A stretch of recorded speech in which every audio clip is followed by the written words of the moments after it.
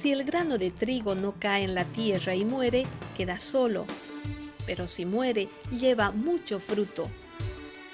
Esta misma verdad se aplica a la vida cristiana.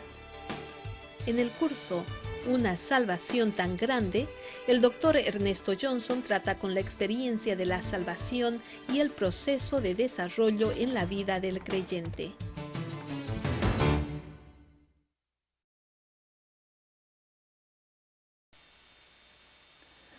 En esta segunda sesión de nuestro estudio, entramos en el estudio del libro a los Romanos. Realmente para mí es el libro favorito. Hasta algunos de mis alumnos y exalumnos me tildan de no saber otra cosa que el libro de los Romanos. Realmente es así, porque para mí tiene el mensaje único en cuanto al tema nuestro, nuestra salvación tan grande. En las demás cartas, epístolas de Pablo, él sí presenta el Evangelio en su plenitud, pero aplicando a distintas situaciones en diferentes iglesias, ahí solucionando sus problemas. Por ejemplo, a los filipenses, él aplica el Evangelio a su situación local. A los corintios del mismo modo, una vida dividida, una iglesia también con doctrinas erróneas. Presenta el Evangelio, pero en su particularidad, en su aplicación a su problema. Lo mismo con la iglesia de Colosas y también otras iglesias a las cuales él escribe. Pero en el libro a los Romanos, su situación particular es diferente. Él pensaba ir camino a España.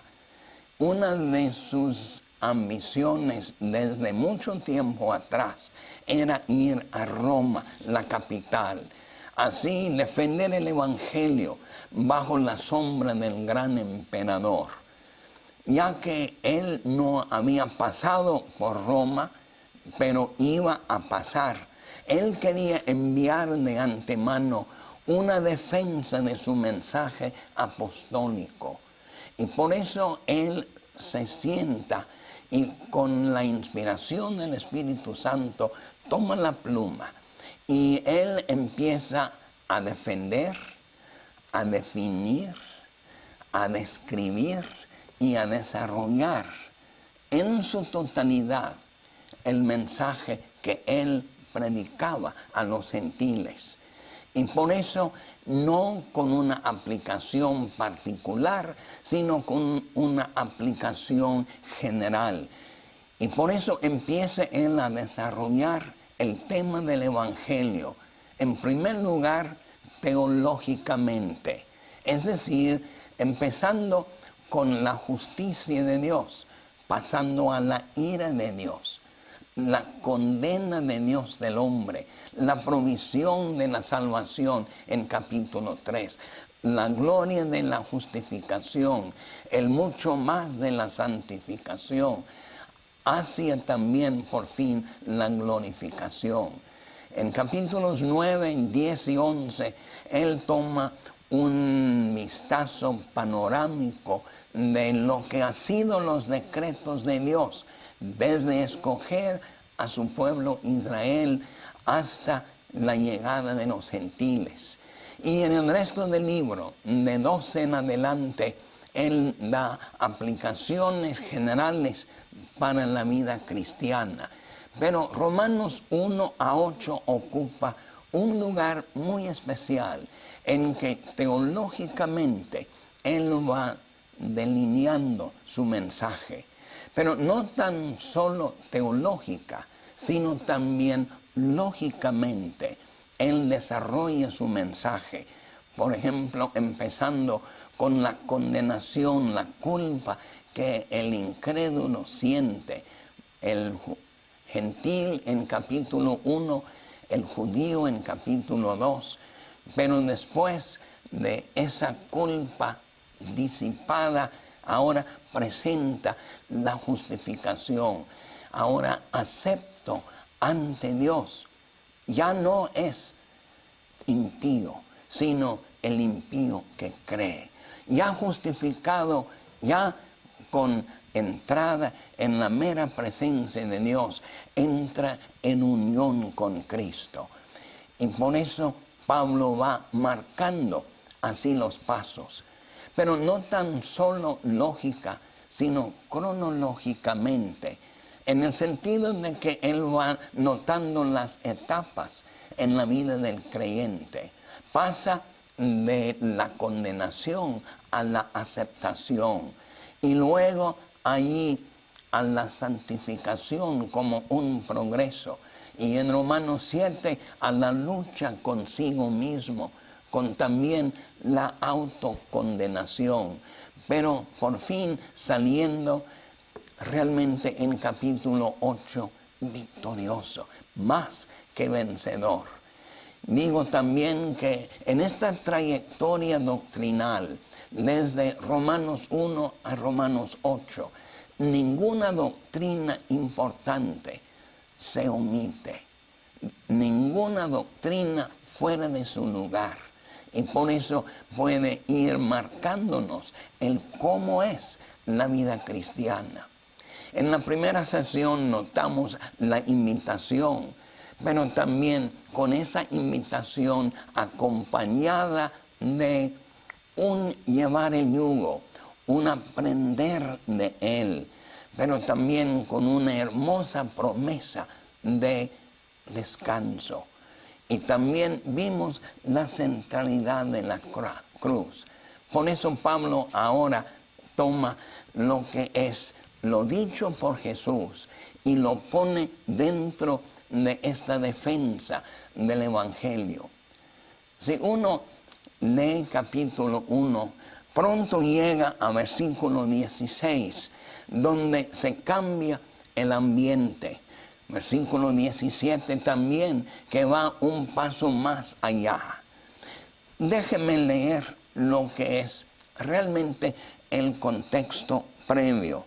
Dice él en Romanos 1:13, no quiero, hermanos, que ignoréis que muchas veces me he propuesto ir a vosotros, pero hasta ahora he sido estorbado para tener entre vosotros algún fruto, como también los demás gentiles, a griegos y a no griegos, a sabios y a no sabios, soy deudor. Así que en cuanto a mí, pronto estoy a anunciaros el Evangelio, también a vosotros que estáis en Roma. Esto nos ubica en su plan de así presentar el Evangelio con ganas de compartir también su propia vida. Versículos 16 y versículo 17 representan realmente la esencia del Evangelio. En cierto sentido, todo el desarrollo que vamos a ver desde 1 hasta 8, aquí está como una nuez. Así contiene todo el roble, el árbol. Él va indicando frase por frase lo importante. Y próximamente vamos a ver cómo él va desarrollando aquello. Muchos han dicho que 1:16 es el versículo clave. Lo es, pero para mí versículo 17 tiene igual importancia, si no tiene más. Ahora vamos analizando frase tras frase para ver cómo Pablo pone los ingredientes esenciales del Evangelio. Dice, porque no me avergüenzo del Evangelio. Veo en esto la actitud del apóstol Pablo frente a su mensaje. Fue un mensaje transformador. Si recordamos como él, miembro del Sanedrín, fariseo, orgulloso, hombre dotado, iba a Damasco para así perseguir a estos seguidores del camino. En camino Dios lo paró, Dios lo quebrantó. Y en ese momento de encuentro personal con Cristo, entrando después en Damasco, recibió su vista. Y desde ese encuentro tan dramático, saliendo unos días después, predicando el mensaje, este Jesús a quien había perseguido, ahora es el Mesías. ¡Qué transformación! Con razón Pablo dice, no me avergüenzo. Dios nos perdone las muchas veces que yo me avergüenzo, quizá que se ha avergonzado frente a otros de nuestro mensaje. Pero para Pablo era un mensaje revolucionario, transformador. Dice, no me avergüenzo del Evangelio. La palabra quiere decir, como todo el mundo sabe, buena nueva. Pero tiene un trasfondo en la cultura romana, en la Pax Romana, de un sentido muy especial. No había en aquel tiempo los medios masivos de comunicación. Y por eso la única manera de hacerle saber en las afueras del imperio era enviar un pregonero, un heraldo. Y llegando a la plaza llamaba, congregaba a la gente. Y en ese momento, persona a persona, él anunciaba lo que era la noticia.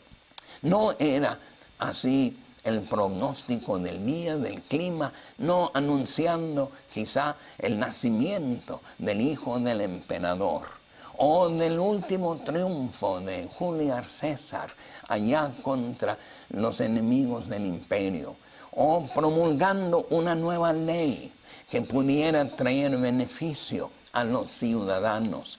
Y por eso, en este caso, Pablo dice, no me avergüenzo de lo que es de parte de Dios, un anuncio de suma importancia.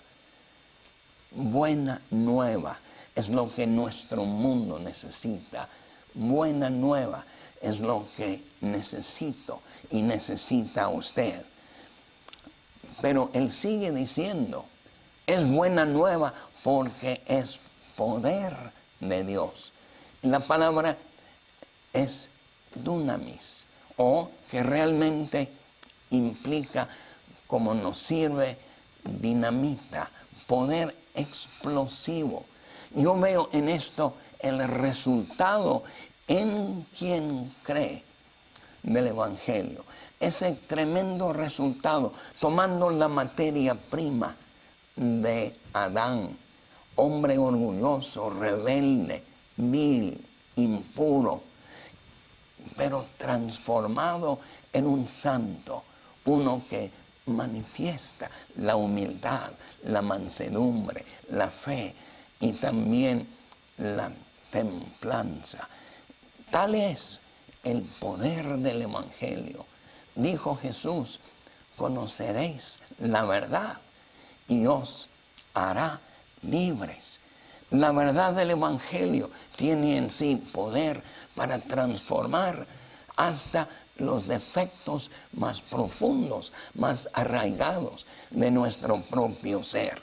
Y por eso es poder, dinamita de Dios. Pero él sigue diciendo, además es para salvación. Veo aquí las dimensiones grandes de la salvación, los parámetros, las fronteras de la salvación. Muchas veces digo que hemos definido la salvación solo en términos del pasado. Nuestro encuentro fundamental, importantísimo con Cristo.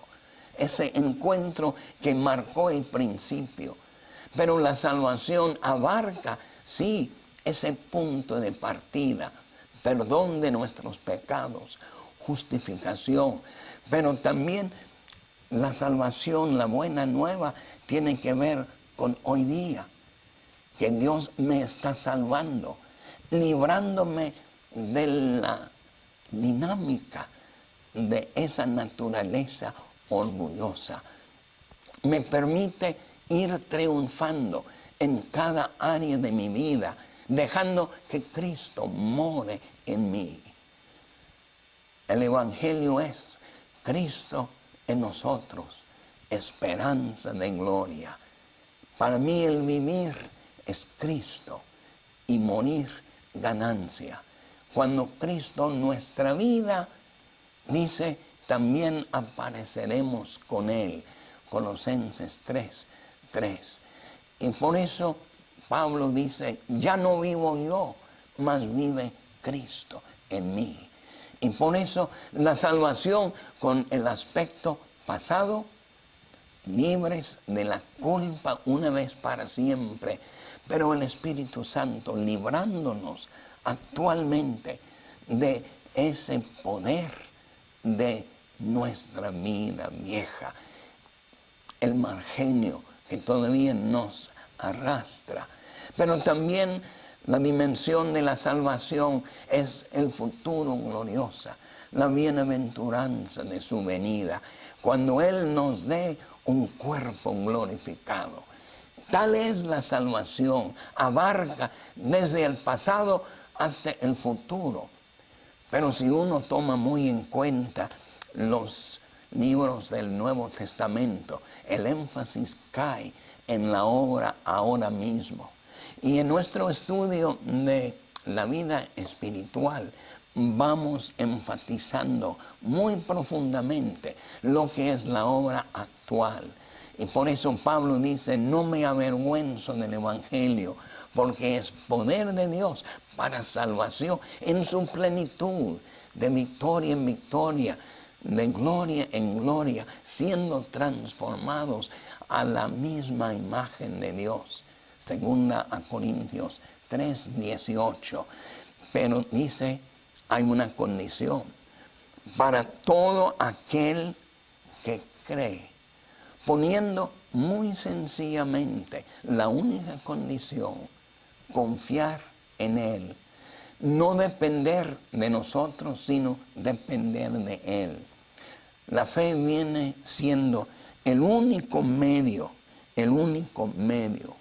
Y dice también a todo aquel que cree, marcando los beneficiados, también la única condición. Y de esto hablaremos más en el futuro. Y ahora, versículo 17, llegando al meollo, a lo que es la quinta esencia del mensaje. Dice, porque en la buena nueva, la justicia de Dios, uno tiene que ir pensando, razonando un poco aquí, porque hay dos sentidos en que Pablo usa la palabra justicia. Naturalmente pensamos primeramente en la justicia de Dios como su atributo, su característica, como es Él. Dios es amor, pero Dios es luz. Dios es santo, pero también Dios es misericordioso. Y estos atributos se complementan. Y nunca debemos pensar en el amor sin la justicia, ni la justicia sin el amor. Pero muchas veces la justicia de Dios ahora se manifiesta en la ley de Dios. Y la ley de Dios contra el impío se manifiesta en la ira de Dios. Pero aquí no es el atributo de Dios, su justicia tomando la forma de ira contra el rebelde, sino más bien es el plan de la salvación que puso Dios en marcha. Un plan por el cual el juez justo halló la manera de perdonar al culpable, al vil, al condenado, sin perjudicar en nada su santidad, su justicia, su ley. violada. Y sabemos que lo hizo por poner a su hijo quien murió derramando su sangre, satisfaciendo las demandas de la ley que dijo, el alma que pecare, esa morirá. Y por eso ese plan salvífico que puso en marcha en la encarnación, en la vida de Jesús, culminando en la cruz, la verdad céntrica de la cruz. Ahora, toda esa salvación, Él la describe como la justicia de Dios. Porque realmente, si fuera la justicia de Dios en forma de ira, sería realmente buena nueva para el incrédulo. De ninguna manera. El incrédulo teme las consecuencias. La ira se desata sobre él y lo acaba. Pero en este caso, la justicia de Dios es la salvación en Cristo, ahora manifestada, y dice que se revela, se está revelando. En esto vemos el tiempo presente, y por eso implica que hoy en día la salvación es accesible. La salvación en su plena dimensión de plenitud de vida en Cristo Jesús. Se me ocurre lo que dijo Jesús: he venido para que tengan vida. Y luego agregó, no que sea algo diferente, pero una nueva dimensión accesible. Vida en abundancia. Y por eso, creyente, le digo con todo cariño, no tiene que quedar sumido en el pecado, en la frustración a veces de tratar de llevar en la vida cristiana usando así las pobres fuerzas nuestras. No, al contrario, se está revelando la exposición, la exhibición de lo que es esa vida abundante en Cristo. Con razón, Pablo dice, porque en el Evangelio la justicia de Dios se está revelando. Dice, por fe y para fe. Aquí tenemos la trayectoria. Por fe, el medio por el cual alcanzamos y salimos beneficiados así por esta salvación. Y también para fe. Empieza y termina así con la fe. Ningún mérito nuestro, ningún demérito nuestro. Al contrario, esa fe que extiende la mano vacía y recibe la oferta de vida eterna. Esa dependencia, esa confianza en quien dice, al que a mí viene, no le echo fuera. El que dice también que Él basta, su gracia basta. Por eso se está revelando por fe y para fe. También dos frases más, para mí importante, cómo está escrito. Es la objetividad, la base ancha y segura de nuestra fe. Hay mucho sentimentalismo en la vida cristiana. Uno se siente animado, bendecido un día, pero el día siguiente va perdiendo ese gozo, esos altibajos que nos caracterizan. No es como debemos llevar la vida cristiana, porque tiene una base como está escrito. No depende de cómo yo en dicho momento me sienta. Depende de lo que Él ha dicho, su promesa. Mi fe, mi obediencia siguen, pero realmente Él me asegura la base de mi salvación. Y la última frase, el justo, el justificado por la fe vivirá. Para mí, en pocas palabras, esta cita de Habacuc 2:4 realmente es como el lema de la vida cristiana. El que ha sido declarado justo bajo esa promesa que sigue en pie, sigue viviendo, sigue triunfando.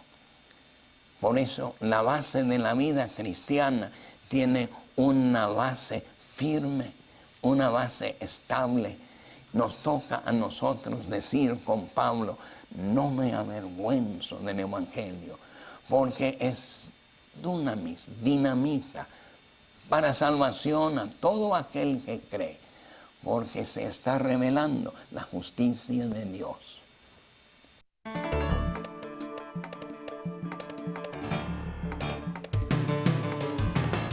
Así concluimos por hoy. Hasta la próxima lección, cuando el Dr. Johnson nuevamente comparta verdades sobre la vida crucificada y resucitada en Cristo, clave para disfrutar en forma plena nuestra salvación.